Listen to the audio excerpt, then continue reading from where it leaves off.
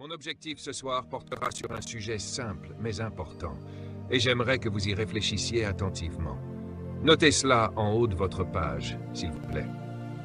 Pourquoi les hommes ont-ils besoin de visions et de rêves? C'est notre sujet pour cette session. Pouvez-vous le répéter avec moi? Pourquoi les hommes ont-ils besoin de visions et de rêves? Pourquoi est-il important pour l'homme d'avoir une vision et un rêve? Ce soir, nous allons nous concentrer sur la compréhension du rôle de la vision dans la masculinité, dans l'identité masculine. Je vais commencer une déclaration qui pourrait surprendre beaucoup de monde, en particulier les femmes, et la voici. La clé de la stratégie de Dieu pour gouverner la terre, c'est l'homme. Le fondement choisi par Dieu pour gouverner la terre depuis les cieux, c'est l'homme, et Satan le sait très bien. En fait, notez cela. Le mâle est le fondement de la famille humaine selon Dieu. La plupart d'entre nous, en tant qu'hommes, avons été éduqués à penser que nous sommes le chef de la famille, et généralement nous imaginons cela comme une position au-dessus de la famille. Je suis ici pour corriger cette image. L'homme n'est pas au sommet de la famille, il est à la base, il est le fondement. Le fondement supporte toute la maison. Quand Dieu a créé la famille humaine, il construisait et structurait l'entité humaine, et comme tout bon entrepreneur, il a commencé par le fondement. Pourquoi Dieu a-t-il fait cela? Voyons d'abord le tableau d'ensemble. La Bible parle en réalité d'un roi, d'un royaume et d'une famille royale. Le but originel de Dieu était d'étendre son royaume céleste sur terre. C'est ce que Dieu voulait faire. Sa stratégie était de coloniser la terre avec le ciel. Il voulait étendre son royaume invisible à la terre visible. Dieu vous a donc créé, vous, l'humanité, comme ses fils, pour administrer l'extension de ce royaume sur terre grâce à un programme qu'il appelle la domination. Dieu nous a donc créés pour faire partie de l'extension de son gouvernement et de sa domination sur la terre. Et voici la déclaration la plus importante que je vais faire. Écrivez-la. Le but de Dieu était de remplir la terre avec la culture du ciel. C'est ce que fait la colonisation. Quand un royaume colonise un territoire, il remplit ce territoire avec sa culture. Par exemple, quand je suis né en 1954, je ne suis pas né dans un pays, mais dans ce qu'on appelait une colonie. Une colonie est un territoire gouverné par un royaume éloigné, et ce royaume influence la colonie avec sa culture jusqu'à ce que la colonie ressemble au royaume. Si vous venez aux Bahamas, par exemple, vous verrez que le royaume qui nous a gouvernés pendant plus de 259 ans était la Grande-Bretagne. Dans notre pays, nous conduisons sur le côté gauche de la route parce que c'est ainsi que notre royaume conduisait. Nous parlons anglais, non pas espagnol, et c'est l'anglais britannique, avec ses expressions comme « joyeux compagnon », parce que c'est ainsi que parle notre royaume. Nous buvons du thé 4 fois par jour, car c'est ce que faisait notre roi. En d'autres termes, tout ce qui se passe dans un royaume se manifeste dans la colonie. Les démocraties ne colonisent pas, seules les monarchies le font. C'est pourquoi, quand les disciples ont demandé à Jésus comment prier et pourquoi prier, il a répondu simplement « Priez ainsi, notre Père qui n'est pas sur terre, mais dans ce pays lointain, le ciel. Que ton nom soit sanctifié. » Il dit ensuite « Que ton royaume vienne, que ta volonté soit faite sur la terre, comme elle est faite dans les cieux. » Il n'a jamais prié pour que vous alliez au ciel. Il a prié pour que le ciel vienne sur terre. Une des grandes erreurs de l'Église, c'est qu'elle a inversé le programme de Dieu. Elle s'absorbe dans la formation de gens à quitter la terre, alors que l'instruction était d'occuper la terre jusqu'à son retour. Nous avons donc été envoyés ici pour remplir la terre avec la culture de Dieu. Voyons ce que dit la parole de Dieu concernant son mandat dans Genèse 1, 26.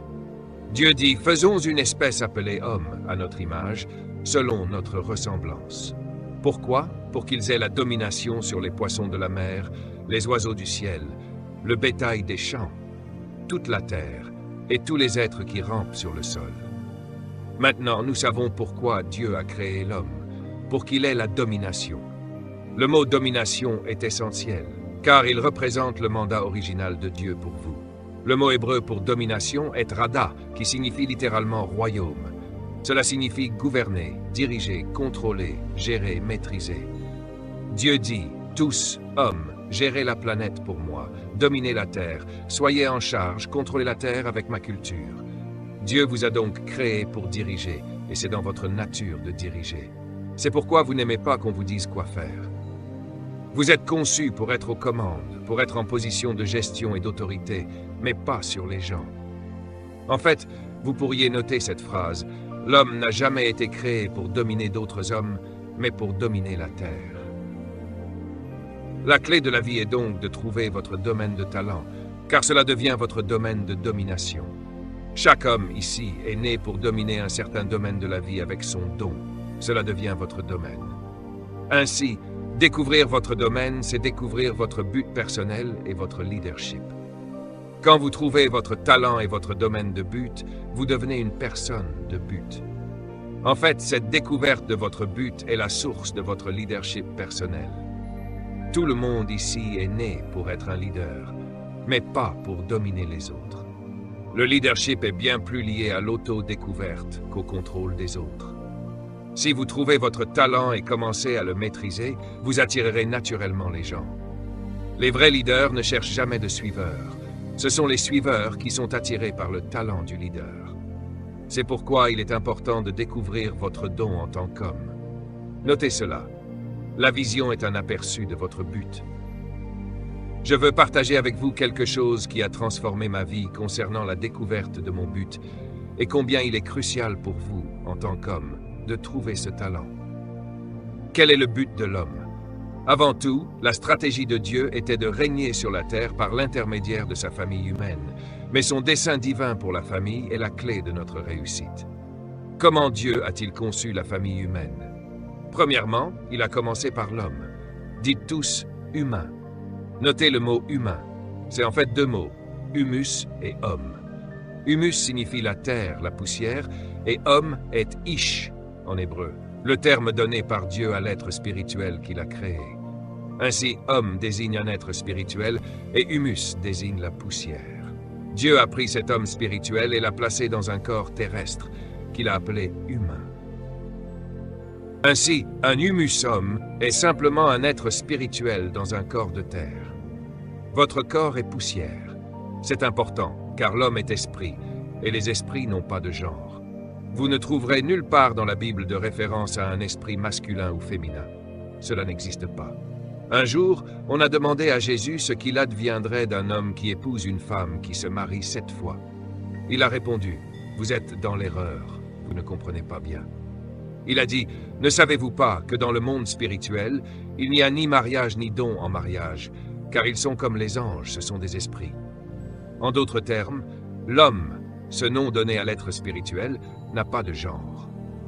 Mais Dieu a pris le premier homme et l'a mis dans un corps, et le premier corps que Dieu a formé à partir de la poussière du sol était un corps masculin. Dieu a insufflé l'homme dans le mâle, et ainsi le mâle est devenu le premier humus homme sur terre. Genèse 1, verset 27 dit « Dieu créa l'homme à son image. À l'image de Dieu, il le créa. Homme et femme, il les créa. » Cela signifie que l'homme existe sous 2 modèles, mâle et femelle. Dans le corps de chaque femme se trouve un esprit appelé homme, et dans le corps de chaque homme, il y a un esprit appelé homme. Toute l'espèce est appelée homme, mais le premier corps que Dieu a formé est masculin, car le mâle doit être le fondement de la famille humaine. Dieu a créé aujourd'hui 6,7 milliards de personnes, et aucune d'entre elles ne vient du sol. Elles viennent toutes d'un seul homme. C'est vrai. Dieu n'a créé qu'un seul humain à partir du sol et n'a jamais recommencé. Puis-je le répéter lentement? Dieu n'a créé qu'un seul humain à partir du sol et n'a jamais recommencé. Même les femmes ne viennent pas du sol. De ce corps mâle unique, Dieu est allé chercher en lui une femme. Ensuite, Dieu a confié à la femme le rôle d'incubateur pour l'homme, et de là, ils ont rempli la terre. Ainsi, 6,7 milliards d'hommes et de femmes plus tard, Adam continue de transmettre la vie. Ainsi, la base de la famille humaine est un seul être humain, et cet humain est le mâle. Dieu n'a jamais changé sa stratégie. Le mâle est le fondement de la famille humaine. C'est essentiel à comprendre, car le mandat de Dieu était de remplir la terre de la culture du ciel par l'expansion. Regardez dans Genèse 1, 28.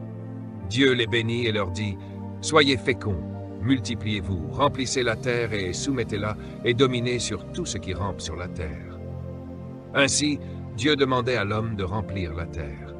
Le chapitre 1 de la Genèse est un résumé. Quand vous lisez Genèse 1, c'est un résumé de la création.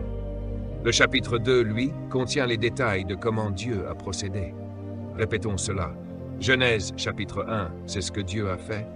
Genèse chapitre 2, c'est comment il l'a fait. Regardons les détails dans Genèse 2, 4. Quand l'Éternel Dieu fit la terre et les cieux, aucun buisson de la campagne n'était encore sur la terre, et aucune herbe des champs ne poussait encore, car l'Éternel Dieu n'avait pas fait pleuvoir sur la terre, et il n'y avait pas d'homme pour cultiver le sol. Je pourrais m'arrêter ici et enseigner pendant des heures sur l'importance de cette phrase, mais pour faire court, Dieu a refusé que quoi que ce soit progresse, car il n'avait pas d'homme pour gérer la planète. Là où il n'y a pas de gestion, Dieu retarde la croissance. Vous vous demandez pourquoi vous n'avez pas plus d'argent. Parce que vous gérez mal le peu qu'il vous a donné. Vous vous demandez pourquoi vous n'avez pas encore trouvé le mariage. Vous avez mal géré les relations qu'il vous a confiées. Tout ce que vous gérez mal, vous le perdez. Notez-le. Dieu arrêtera la croissance là où il n'y a pas de gestion. En fait, si vous y réfléchissez, la solution de Dieu à ce problème a été de créer un homme, ce qui signifie que vous avez été créé par Dieu pour gérer ses ressources. La Bible dit « Il n'y avait pas d'homme pour cultiver le sol ». Et la phrase suivante m'a étonné. « L'Éternel Dieu forma l'homme de la poussière du sol ». Il y a deux mots en hébreu dans le processus de création de l'homme. La Bible dit que Dieu créa l'homme et qu'il forma l'homme. Le mot « créer » est « bara », ce qui signifie « former à partir de rien ». Et le mot « former » est « assa », ce qui signifie « modeler à partir de quelque chose qui existe déjà ». Ainsi, une partie de vous vient de quelque chose et une autre partie vient de rien. La partie « bara », c'est l'esprit qui vient de l'esprit de Dieu. Il n'a utilisé aucun matériau autour de lui pour vous créer. Créer signifie partir de rien. Dieu vous a donc formé à partir de son propre esprit. Mais votre corps, la poussière, il l'a formé à partir de la terre autour de lui. Votre corps vient de la poussière, mais vous venez de Dieu. Voilà pourquoi vous êtes esprit, et votre corps est de la poussière. Ne confondez jamais votre corps avec vous-même. Absent du corps, présent auprès du Seigneur. Votre corps n'est qu'une maison, une enveloppe. Mais ce qui est important, c'est que la première enveloppe que Dieu a créée était masculine. Et la Bible dit « Dieu forma l'homme de la poussière du sol, souffla en lui un souffle de vie, et l'homme devint un être vivant, une âme vivante. » Au verset 8, il est dit « L'Éternel Dieu planta un jardin en Éden, à l'est, et y plaça l'homme qu'il avait formé. » Cela est très important. Dieu n'a pas laissé le mâle trouver le jardin par lui-même. Dieu a planté le jardin et ensuite il a placé l'homme dans ce lieu, ce qui signifie que Dieu avait l'intention que l'homme vive dans cet endroit. Éden est très important pour un homme. Je vais vous expliquer ce qu'est l'Éden. Dans ces versets, je trouve le but de Dieu pour l'homme. Regardez Genèse 2:15. L'Éternel Dieu prit l'homme, le mâle, et le plaça dans le jardin d'Éden pour le cultiver et le garder. L'Éternel Dieu commanda ensuite à l'homme. Tu peux manger de tous les arbres du jardin, mais tu ne dois pas manger de l'arbre de la connaissance du bien et du mal, car le jour où tu en mangeras, tu mourras sûrement, et tout avec toi. Cette déclaration contient tout ce dont un homme a besoin. Je suis venu ce soir pour vous montrer que Dieu a un but très clair pour l'homme, et il ne l'a pas caché. C'est là, juste devant nous. Tout dans cette déclaration concerne l'homme, et il parle uniquement à l'homme, car la femme n'est pas encore créée. L'homme reçoit toute l'information. Premièrement, Dieu dit qu'il a mis l'homme en Éden. Le mot Éden est un mot hébreu qui signifie présence. Éden n'était pas un lieu, et c'est pourquoi personne ne l'a jamais retrouvé. Éden était une atmosphère, un environnement. Il n'a jamais été retrouvé, car Éden était une ambiance, un environnement. Et c'est dans cet environnement que Dieu a créé l'homme pour qu'il y vive. En fait, lorsque j'ai fait mes recherches sur l'hébreu, cela m'a époustouflé. Le mot hébreu pour Éden a 5 traits, et cela signifie lieu, moment, présence, porte ouverte, délice. Mis ensemble, cela signifie le lieu sur terre où la présence de Dieu était une porte ouverte vers le ciel, un endroit agréable. C'est pourquoi Adam n'avait pas besoin de prier, ni de chanter, ni de jeûner, ni d'avoir un autel, ni de prêtre, ni d'apôtre, ni quoi que ce soit, car il avait une connexion directe, une porte directe vers le ciel. Il marchait dans cette merveilleuse présence divine. C'est là que l'homme a été créé pour être. J'ai presque envie de prêcher. Ceci est très important. Souvenez-vous, Dieu n'a pas laissé l'homme chercher le jardin.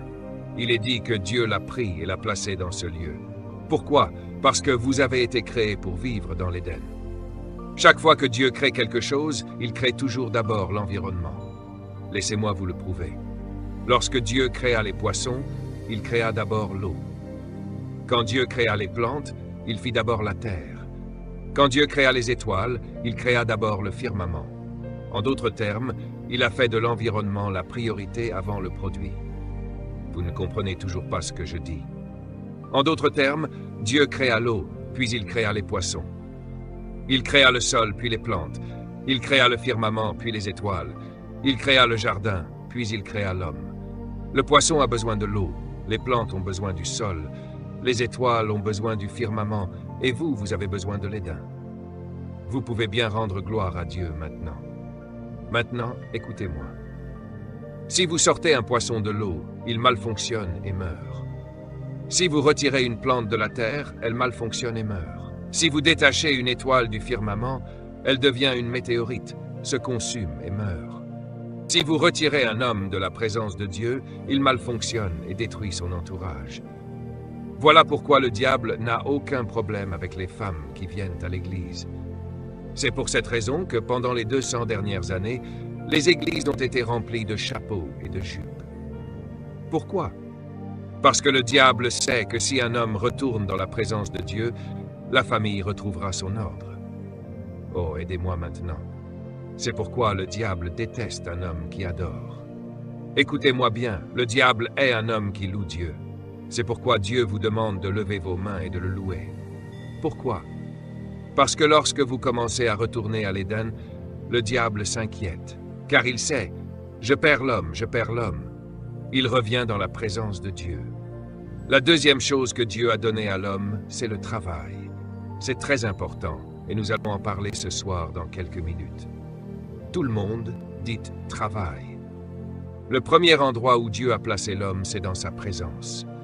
La première chose que Dieu a donnée à l'homme, c'est le travail. Le mot travail va être notre centre d'intérêt ce soir.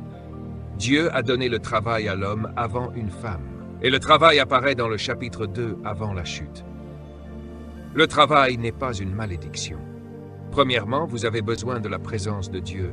Et la deuxième chose que Dieu a donnée à l'homme, ce n'est pas une famille ni une femme, mais un travail. Tout le monde dit travail, travail. Dites-le fort, que le toit tremble. N'oubliez jamais ce mot. La troisième chose que Dieu a donnée à l'homme, c'est de prendre soin du jardin. Le mot « prendre soin » signifie « cultiver ». Ensuite, Dieu demanda à l'homme de garder le jardin, ce qui signifie « protéger ». Puis, la cinquième chose que Dieu dit à l'homme, c'est « obéissez à mes commandements, ne touchez pas à l'arbre ». Ces déclarations sont cruciales. Et la dernière chose que Dieu dit à l'homme, c'est « le jour où tu en mangeras, tu mourras certainement ». Écrivez cela, s'il vous plaît, c'est très important pour tout homme. Aucune de ces instructions n'a été donnée à la femme. Elle n'était même pas là lorsque Dieu parlait à cet homme. Le mâle a reçu 6 instructions. Premièrement, rester en Éden. Deuxièmement, travailler. Troisièmement, entretenir et cultiver. Quatrièmement, garder et protéger. Cinquièmement, suivre le commandement de Dieu. Et sixièmement, être responsable. Dieu dit à Adam, « Tout repose sur toi. Ce qui arrive à la race humaine dépend de ce que fait le mâle. Ce que le mâle fait contrôle le pays. » C'est pourquoi le diable travaille si durement contre le mâle, allant jusqu'à le troubler sur sa propre sexualité. Voilà pourquoi la pornographie est si puissante chez le mâle, pour le corrompre. Chaque publicité visant les hommes utilise le corps nu d'une femme ou des seins à découvert. Pourquoi? Parce que le diable est après toi, mon frère. Dieu a dit à Adam, « Le jour où tu en mangeras, tu anéantiras toute la famille. » Il a placé ce poids sur le mâle. Restez avec moi. Nous ne faisons que commencer. Écrivez ceci, c'est ce que je veux que vous reteniez. Premièrement, Le mal a été créé en premier. Tout le monde dit premier. Premier ne signifie pas que tu es meilleur. Cela signifie que tu es responsable de tout ce qui vient après toi. Ce n'est pas une bonne chose d'être le premier, parce qu'en étant le premier, tu as reçu toutes les informations. C'est pourquoi Dieu n'a jamais rien enseigné à la femme.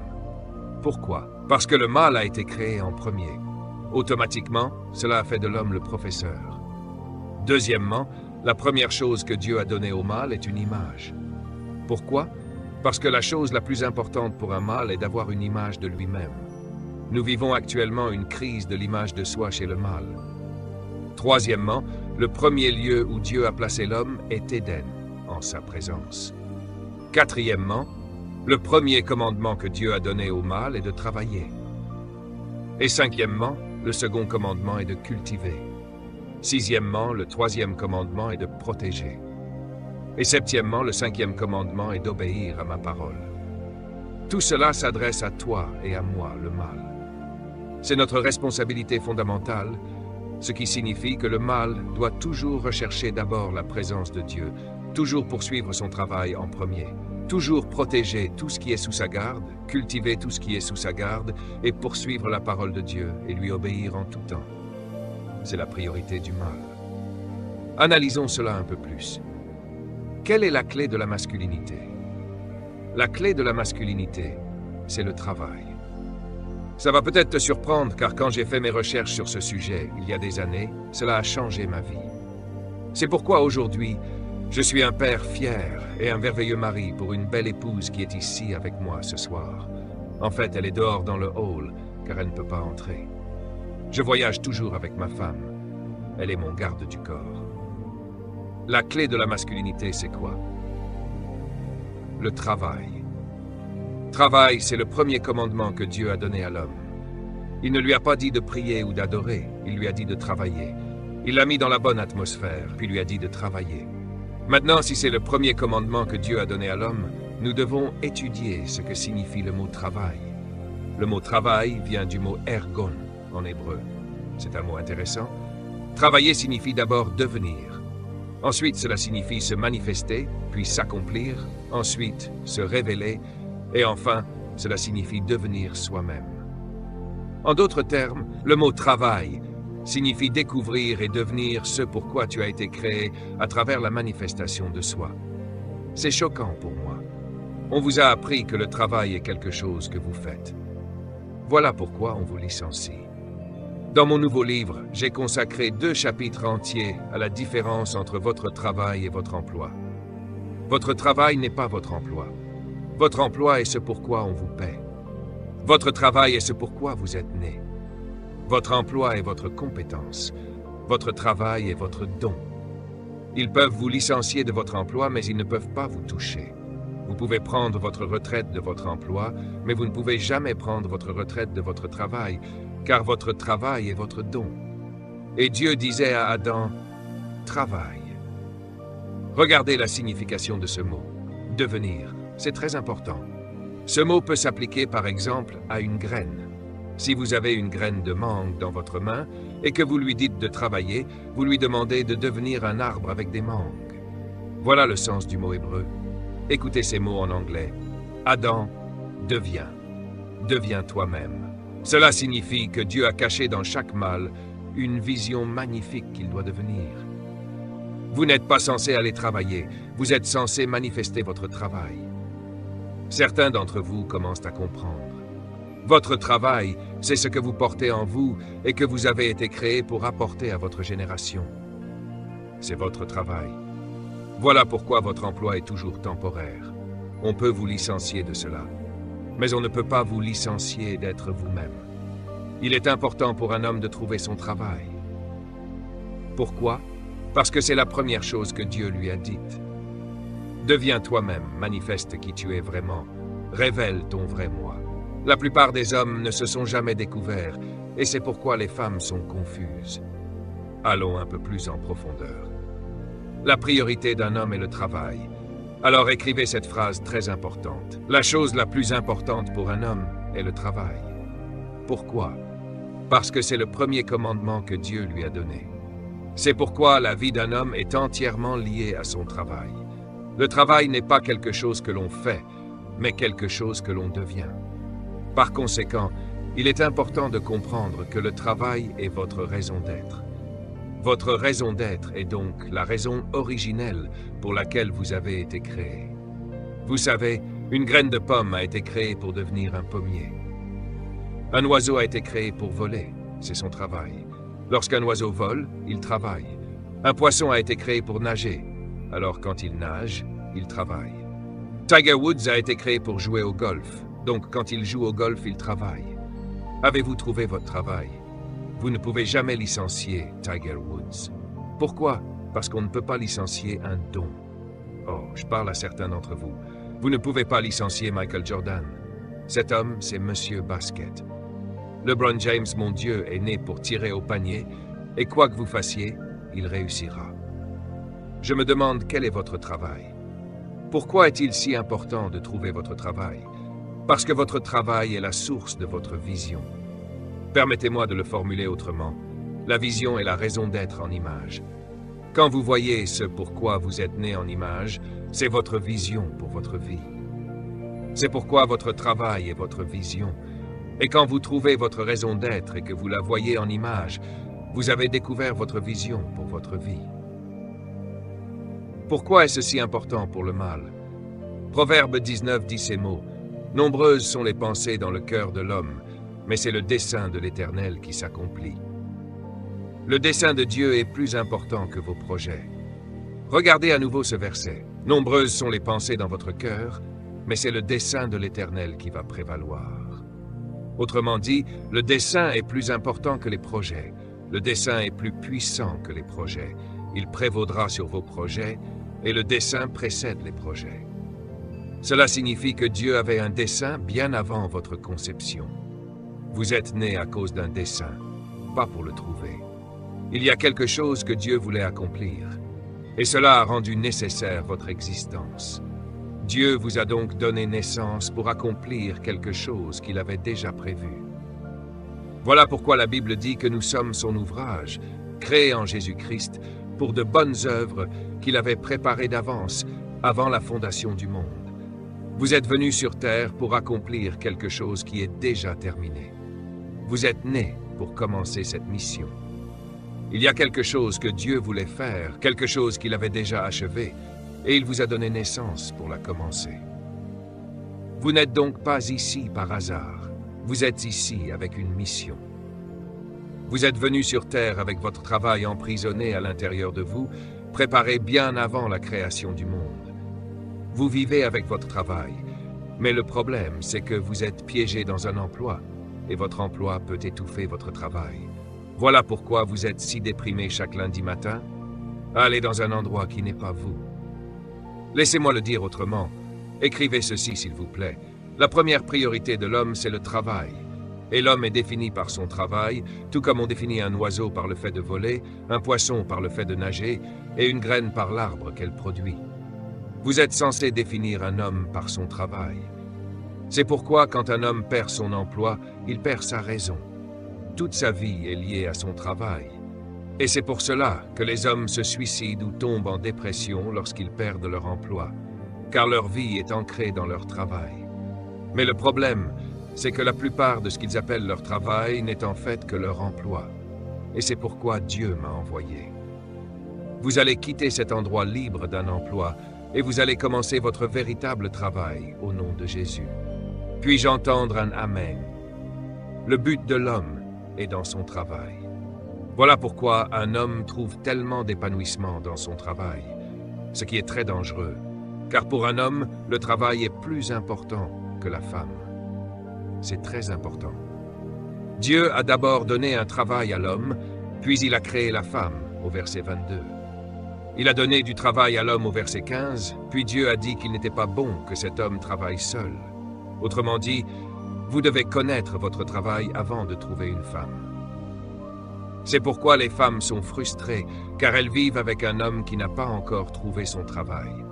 Je vais vous expliquer pourquoi cela arrive dans un instant, mais écrivez ceci, s'il vous plaît. Votre valeur se trouve dans votre travail. L'homme tire sa valeur de son travail, non d'une femme. C'est votre travail qui vous donne votre valeur. Quand un homme ne connaît pas son travail, il se sent sans valeur. Notez ceci, la valeur de l'homme est dans son travail. Quelle est la valeur d'un homme? Il n'est pas précieux en fonction de la femme avec qui il vit. Les femmes ne rendent pas les hommes précieux, c'est leur travail qui leur donne un sentiment de valeur. Quand un homme perd son travail, il se sent sans valeur, et c'est pour cela qu'il se met à battre la femme. Ce que je dis est très profond. Il faut vraiment réfléchir à cela. Quand un homme trouve sa niche, quand il trouve son but dans la vie, tout prend vie. Et il se sent important sans avoir besoin de l'approbation de quiconque. Quand un homme trouve son travail, il n'a pas besoin de boire pour se sentir bien. Oh, je parle maintenant. Voyez-vous, quand un homme découvre son don, son travail, il n'a plus besoin de traîner avec les autres gars. Il a trouvé son épanouissement dans son travail. L'estime de l'homme est dans son travail. Un homme trouve son sens de l'importance et de la signification dans son travail.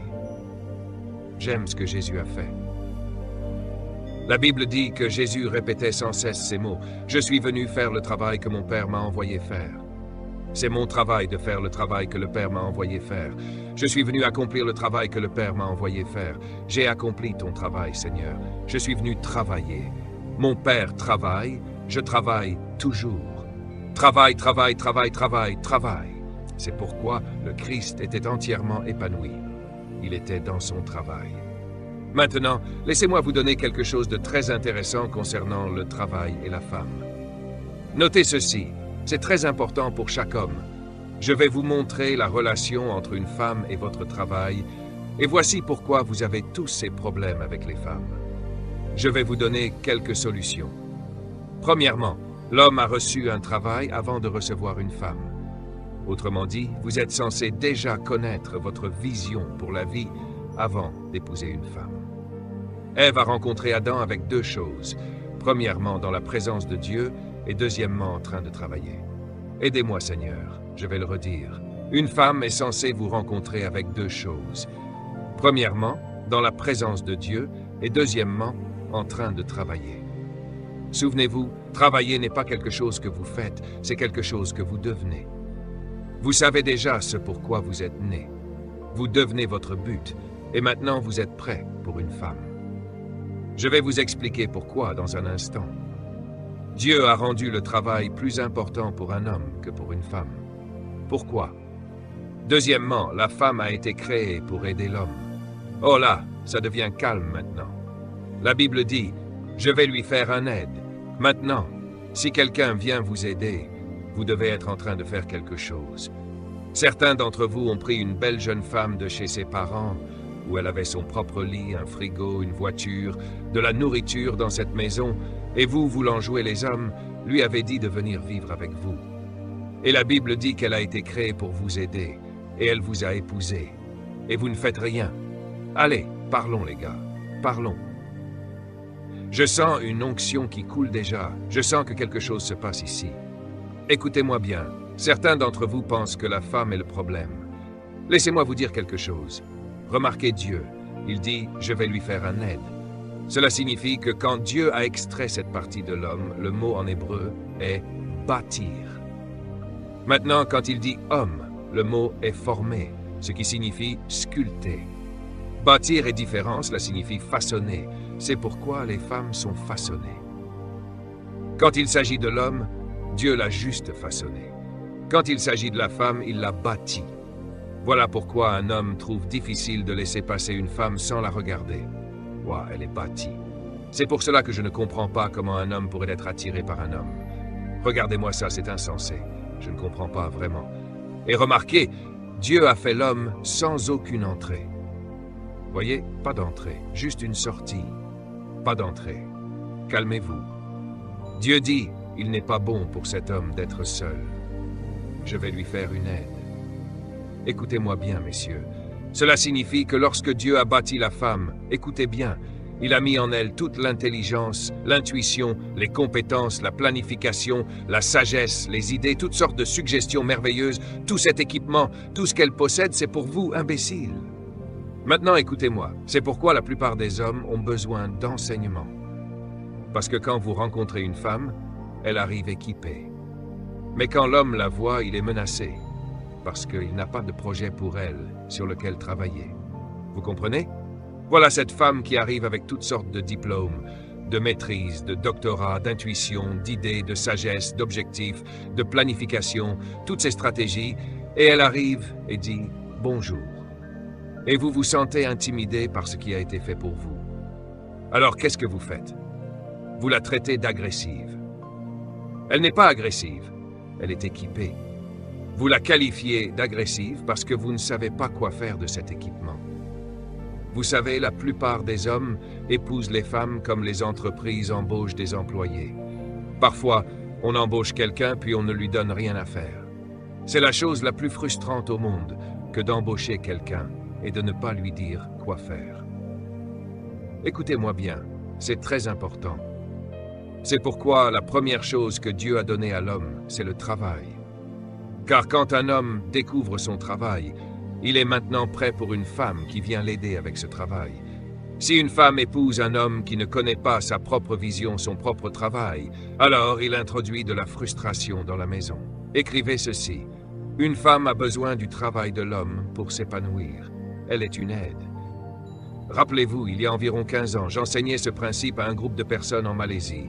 Et après avoir terminé, en discutant avec certains des hommes, le Seigneur m'a montré quelque chose. Il a dit, regarde, un aide. Suivez bien maintenant. Un aide vient pour t'aider. Maintenant, si je veux soulever ce pupitre et que j'ai besoin d'aide, j'ai besoin de quelqu'un d'aussi fort que moi, voire plus fort. Ai-je raison? Si j'essaie de soulever cela, j'ai besoin d'aide. Autrement dit, nous pensons que la femme est le sexe faible. Le mot « faible » dans la Bible, utilisé une fois pour désigner les femmes, signifie « délicat » et non sans force. L'aide doit être soit aussi forte, soit plus forte pour vous aider dans votre travail. Les hommes considèrent les femmes comme une menace parce que ces hommes n'ont aucun travail à donner aux femmes. Numéro 4. La femme est équipée pour aider l'homme dans son travail, sa vision, et la femme a besoin d'un homme qui connaît son travail. J'avise toujours les femmes en leur disant que si un homme veut t'épouser, la première question à lui poser n'est pas « m'aimes-tu » ? Mauvaise question. Pourquoi? Parce que ce n'est pas la première chose que Dieu a donnée à l'homme. La première question qu'une femme devrait poser à un homme qui veut l'épouser est « Où vas-tu? Je veux connaître ton avenir. Montre-moi ta vision sur papier. Pourquoi me demandes-tu de te suivre? Je veux savoir où tu vas. Que va-t-on faire ensemble? » Travail avant la femme. Vision avant la femme. Mission avant la femme. Ta vision est la clé de l'épanouissement de la femme. Ma femme est la plus heureuse des femmes, car quand elle m'a rencontré, j'étais déjà dans mon travail. Quand un homme a trouvé son travail, il sécurise la paix de la femme. Une femme ne vient pas pour te concurrencer, elle vient pour te compléter. Laissez-moi vous parler un peu des femmes, parce que Dieu les a équipées pour aider.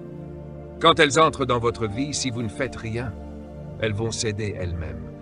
Elles vont commencer leurs propres entreprises, leurs propres projets, lancer leur propre ministère, parce que vous ne faites rien.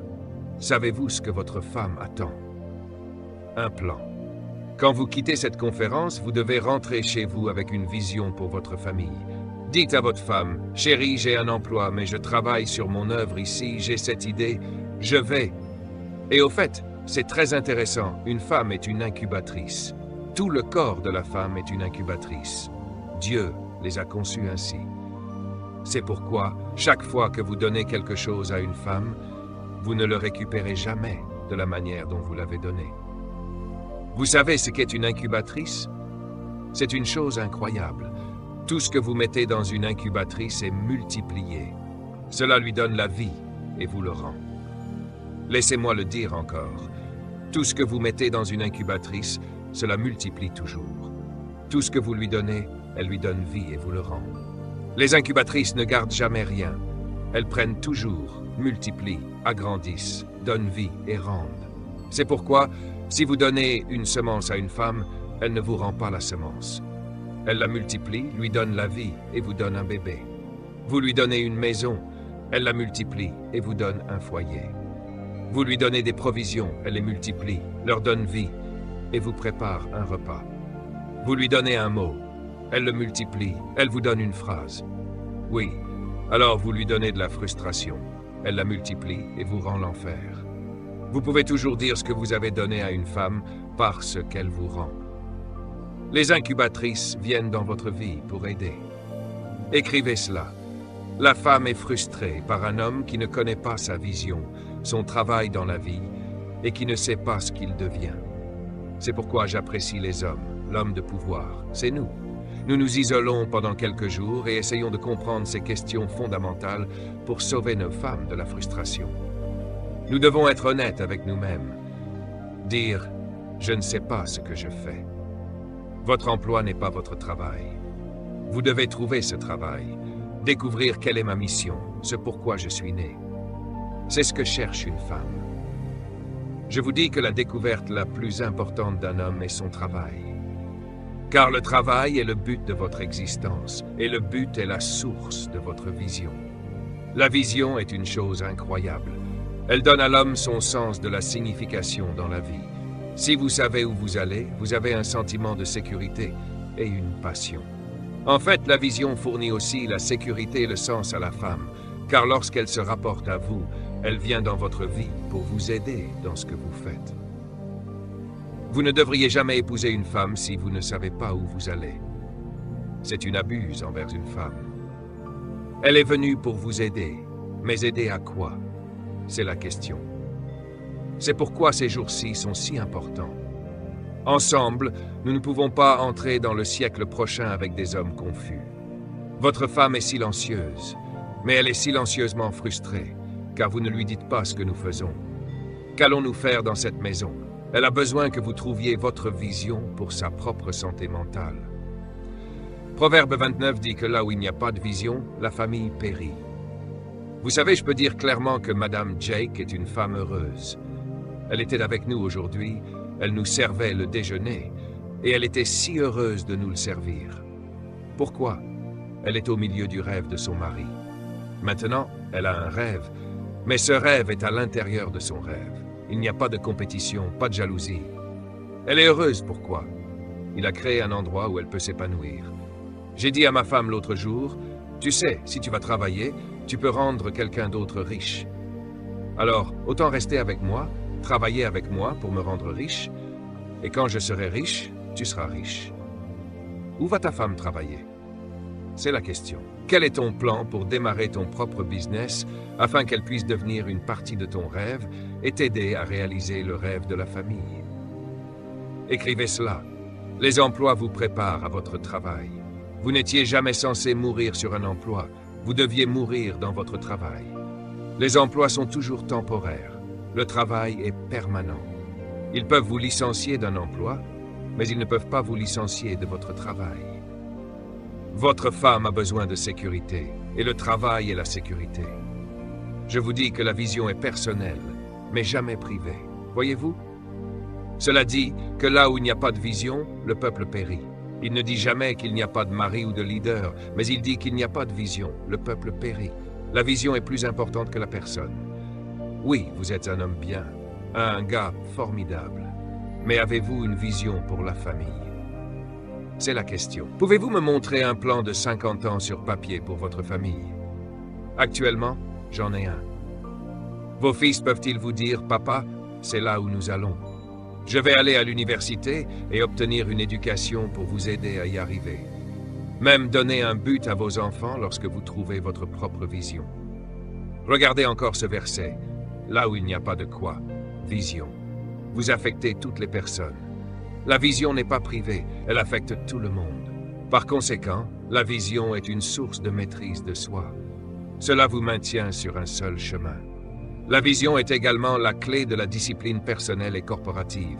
Cela vous aide à discipliner votre vie. Et je veux conclure là-dessus, car il est très important que les hommes comprennent le pouvoir de la vision. Je suis très concis dans ma vie, je sais exactement quoi faire chaque jour. Si vous n'avez pas de vision, vous êtes une proie facile. N'importe qui peut diriger votre vie. En fait, sans vision, vous pouvez être conduit par de bonnes choses qui ne sont pas forcément les bonnes choses. Et le bien n'est pas toujours juste. Laissez-moi le formuler ainsi. Le but précède la vision. C'est pourquoi Dieu vous donne d'abord un but, et ce but pour votre vie est la source de votre vision. C'est de là que cela vient, et le but est le fondement de votre vision. C'est sur ce fondement que vous la construisez. Le but produit votre vision. La vision est le but. Lorsque vous pouvez le voir, pouvez-vous voir l'arbre à pommes et la graine? Absolument. La vision est une manifestation de votre but. La vision est aussi un aperçu de votre but lorsque vous le voyez en image. La vision est la réalité conceptuelle de votre raison d'être. La vision est le but en technicolor. Vous avez tous vu votre but, mais vous ne pouvez pas croire que c'est vous, car votre société vous dit de ne pas penser si grand. C'est pourquoi Dieu m'a envoyé pour vous dire de croire en ce que vous rêvez. Je vous dis alors que la vision est le dépôt que Dieu a mis de son but dans votre cœur. Il l'y a mis pour vous. La vision est le but en image. La vision est une vue de votre fin dès le début. La vision est donc vous regardant votre avenir. D'elle découle votre passion. Un homme qui connaît son travail et son but ne rentre pas chez lui pour s'asseoir devant la télévision avec une bière à la main pendant 5 heures. Un homme qui a une vision pour sa vie ne passe pas son temps à traîner avec les garçons, à jouer au billard. Votre vision fait de vous un homme discipliné. Je vous dis que la vision est un aperçu de votre futur achevé. C'est déjà fini. C'est pourquoi cela semble si beau et cela vous donne l'incitation à avancer vers cette passion. Donc la vision, c'est voir votre vrai soi et votre vrai concept de soi. Vous vous voyez comme Dieu vous voit. Il y a un verset des Écritures qui a changé ma vie, et il parle de Dieu établissant votre fin avant le commencement. Dieu veut que vous ayez de la vision, mais jamais que vous viviez par votre vue. Le plus grand don que Dieu ait jamais donné à l'homme n'est pas le don de la vue, mais le don de la vision. Pourquoi? Parce que l'ennemi de la vision, c'est la vue. La vue est une fonction des yeux, mais la vision est une fonction du cœur. Ne faites jamais confiance à vos yeux plus qu'à votre vision. La vision vous montre ce qui pourrait être. La vue vous montre ce qui est. Vivez toujours par ce que vous voyez avec votre vision, pas avec vos yeux. La Bible dit que nous marchons par la foi et non par la vue. La vision contredit vos yeux. Je sais que les choses ne semblent pas bonnes en ce moment, mais Dieu m'a envoyé, ainsi que l'évêque Jake et le frère Love, pour vous dire, regardez, relevez la tête. Cette crise ne peut pas durer. Votre vision est plus réelle que votre réalité présente. Ne faites pas confiance à vos yeux. Vous n'avez pas été créé pour vivre par vos yeux, mais par votre vision. C'est pourquoi votre espoir peut provenir de votre vision. La raison pour laquelle Barack Obama a gagné l'élection est qu'il continuait à parler d'un avenir. Il a utilisé le mot « espoir ». Que vous soyez pour ou contre lui, peu importe, il a gagné. Pourquoi? Il vendait la chose la plus puissante dans la vie, la vision. L'espoir est la source de la confiance. Joël dit ces mots, « Cela viendra à passer que je répandrai mon esprit sur toute chair. » Pourquoi? Pour qu'il puisse sauter et courir autour d'un bâtiment et tomber par terre. Certains d'entre vous courent ce soir. Quelle est la raison pour le Saint-Esprit? C'est une question très importante. Pourquoi devrait-il vous joindre? Quelle est la raison d'envoyer le Saint-Esprit sur terre? Que ce qu'Adam a perdu? Réfléchissez avec moi. Jésus a donné aux disciples le Saint-Esprit et il dit qu'il va le donner à tout le monde. Que rapporte le Saint-Esprit à l'homme? Pas une sensation, pas un cri. Il dit qu'il revient avec 2 choses. Si vous êtes vieux, il vous rendra votre rêve. Si vous êtes jeune, il vous rendra votre vision. Voilà ma question. Peu importe ce que vous dites sur cette conférence, à quel point elle était ointe, à quel point la puissance de Dieu était là et la présence de Dieu était là. La question est, êtes-vous parti d'ici avec un rêve ou une vision? C'est la preuve que le Saint-Esprit était ici. Peu importe combien vous me dites que vous avez été baptisé dans le Saint-Esprit, le résultat devrait être une vision claire pour votre vie. Maintenant, notez que cela dit que les vieux hommes auront des rêves. La différence entre un rêve et une vision est très intéressante. Un rêve est une vision qui ne peut pas se réaliser dans votre vie. C'est donc ce qu'on appelle un rêve. Laissez-moi le dire encore une fois. Un rêve est une vision qui ne peut pas se réaliser dans votre vie. C'est donc un rêve. C'est toujours une vision, mais c'est un rêve. Un rêve est une vision qui ne peut pas être accomplie dans votre vie. donc vous le transmettez à la génération suivante. Si vous êtes jeune, c'est une vision. Pourquoi? Parce que vous êtes si jeune que vous pouvez en fait l'accomplir dans votre vie. Peu importe si vous êtes vieux ou jeune, il vous rend les deux, vision et rêve. Une des choses qu'il a dites qui m'ont bouleversé, écoutez cela alors que nous nous préparons à conclure, il dit que les servantes prophétiseront. Les femmes devraient prophétiser. C'est très intéressant, évêque, écoutez cela. Lorsque j'ai fait mes recherches sur ce verset, c'était choquant. Il a en fait un contexte étrange en hébreu. Il dit que si vous êtes jeune, vous aurez des révélations. Vous verrez l'avenir. Si vous êtes vieux, vous verrez l'avenir. Mais si vous êtes une femme, vous répéterez l'avenir. Maintenant, quand j'ai examiné le contexte du mot, voici ce que cela signifie. Lorsque qu'un homme dit à une femme sa vision, elle l'incube. Et chaque fois qu'elle le voit, elle lui dit ce qu'il lui a dit en retour. C'est profond. C'est pourquoi on l'appelle prophétie. Vous avez dit à votre femme, Dieu m'a dit de bâtir ce ministère. Dieu m'a dit, elle a dit d'accord, louez le Seigneur, louez le Seigneur. Et après environ 2 ans, vous vous découragez et vous dites, je pense que j'ai mal compris Dieu. Elle dit, attends une minute, n'as-tu pas dit que Dieu t'avait dit ça? Et elle commence alors. La plupart des hommes, lorsque leur femme leur revient et leur prophétise ce qu'ils leur ont dit, appellent cela des plaintes. Dieu appelle cela de la prophétie. Ne lui dites pas de se taire. Elle fait son travail. Elle vous dit ce que vous lui avez dit, que Dieu vous avait dit. Applaudissez Dieu pour les bonnes femmes. Allez-y, applaudissez Dieu pour les bonnes femmes. Louez Dieu. Alors asseyez-vous une seconde et écoutez ceci. Le but de l'Esprit est de restaurer l'homme dans sa vision et dans son rêve. Je veux prier et transmettre l'esprit de vision à chaque homme ici ce soir, parce que je veux vous montrer pourquoi votre vision est si importante. Ésaïe dit « Je suis Dieu, et il n'y en a pas d'autre comme moi. Je suis Dieu, et je déclare la fin dès le commencement. Je dis depuis les temps anciens, ce qui n'est pas encore arrivé. Je dis mon dessein subsistera. » Alors que nous concluons, je veux que vous réfléchissiez à ce que Dieu dit ici. Dieu dit « Je fixe la fin de ta vie en premier. Je la termine d'abord, puis je recule et commence ta vie. » Voyez-le maintenant. Il fixe d'abord la fin, puis il commence. Ainsi, chaque fois que Dieu commence quelque chose, c'est la preuve que c'est déjà terminé. Dieu ne permet rien de commencer sans que ce ne soit déjà accompli. Quand votre père a libéré le sperme dans le ventre de votre mère, 600 millions de spermatozoïdes se sont précipités vers l'ovule de votre mère, et Dieu a dû choisir parmi 600 millions de spermatozoïdes.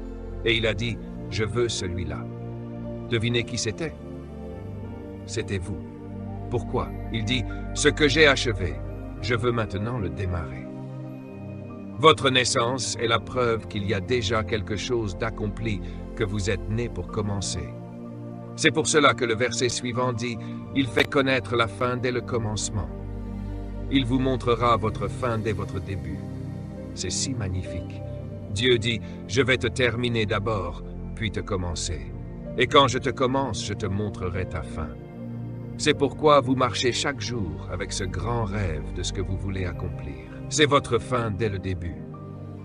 Actuellement, vous êtes sans le sou, mais à la fin, vous êtes multimillionnaire et vous pouvez voir les millions, même si vous n'avez rien pour l'instant. Vous devez comprendre que Dieu ne vous permettra pas de voir quelque chose qui n'existe pas. Donc, si vous le voyez, c'est un fait. La distance entre ce que vous voyez et là où vous êtes s'appelle le plan. C'est important pour vous en tant qu'homme de voir votre fin. Si vous rencontrez une femme au début, ne lui dites pas ce que vous avez au début, car vous n'avez rien. Montrez-lui ce que vous aurez à la fin et dites-lui « Aide-moi à y arriver, chérie. » Quand ma femme m'a épousé, j'étais fauché à l'université. Je n'avais rien. Mais je lui ai parlé de mon rêve, et elle a cru en mon rêve plus qu'en mon portefeuille. Et maintenant, elle ne savait pas qu'elle épousait un multimillionnaire.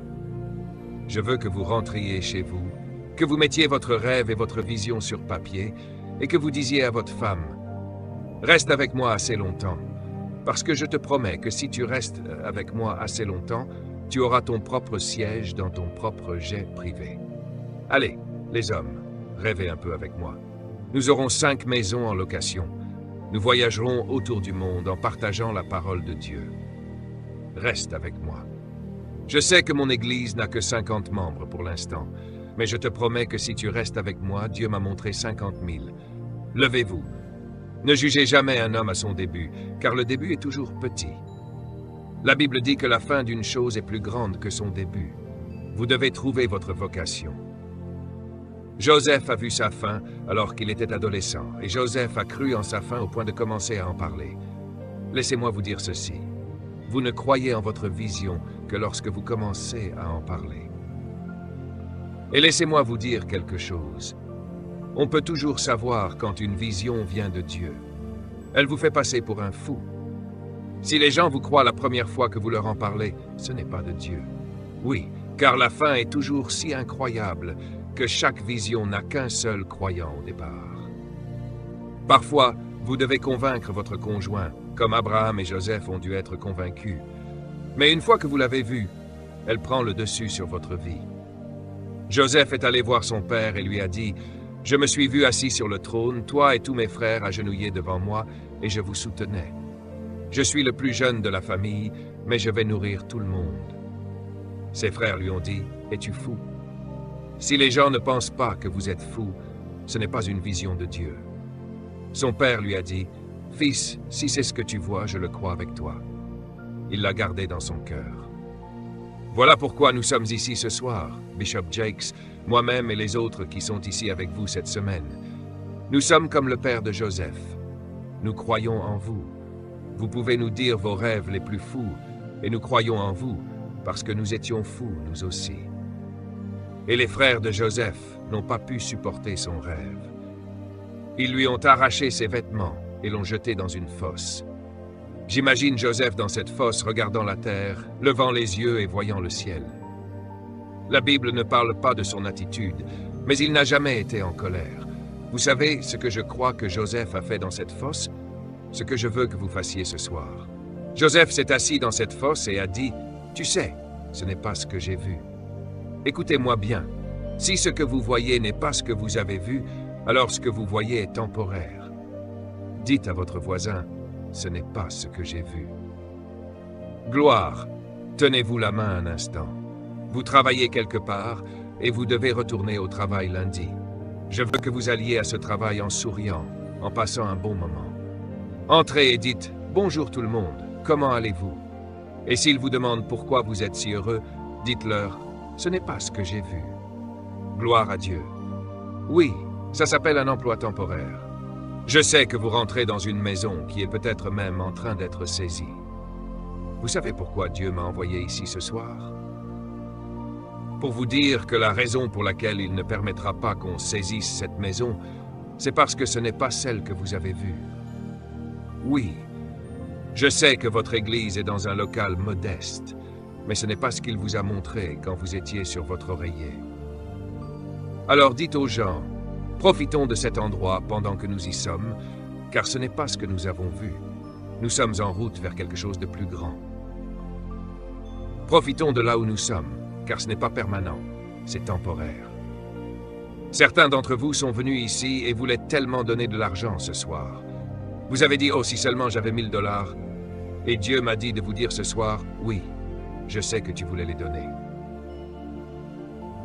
Il a dit, mais tu as un peu de difficultés financières en ce moment, mais ce n'est pas ce que tu as vu.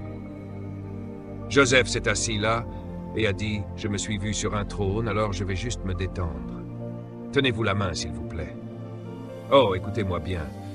Quand je suis allé en Égypte pour la première fois, nous sommes allés dans le désert du Sinaï, en excursion avec ma femme. C'était incroyable. Ils nous ont montré comment les Égyptiens gardaient les silos dans le désert.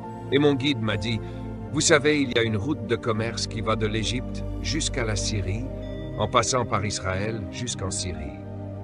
C'est là qu'ils amenaient tout le commerce du nord de la Syrie jusqu'en Égypte et en Afrique. Il m'a dit, vous vous souvenez de Joseph? J'ai répondu oui, monsieur. Il m'a dit, eh bien, quand les frères ont emmené Joseph, ils ont dû le jeter dans une des fosses, juste à côté de la route où les caravanes marchandes passaient, tout droit de la Syrie vers l'Égypte pour faire des affaires. Il a dit, ils ont dû le jeter dans la bonne fosse, juste à côté de l'autoroute, parce que c'est là que les caravanes passaient. Il a dit c'était la bonne fosse, car c'était celle où les caravanes passaient. Et quand les frères ont vu la caravane, ils l'ont sortie de la fosse et l'ont vendue sur le bord de la route aux marchands. Et j'ai pensé, c'est incroyable. Il était dans la bonne fosse, à côté de la bonne route, parce que le transport gratuit dont il avait besoin pour aller jusqu'au trône passait par cette même route. Je suis venu vous dire que même si vous êtes coincé dans un travail, c'est une fosse. Quelqu'un est en route pour venir vous chercher et vous emmener vers votre destinée. Ils vont vous y amener. Dites à votre voisin, je suis au bon endroit.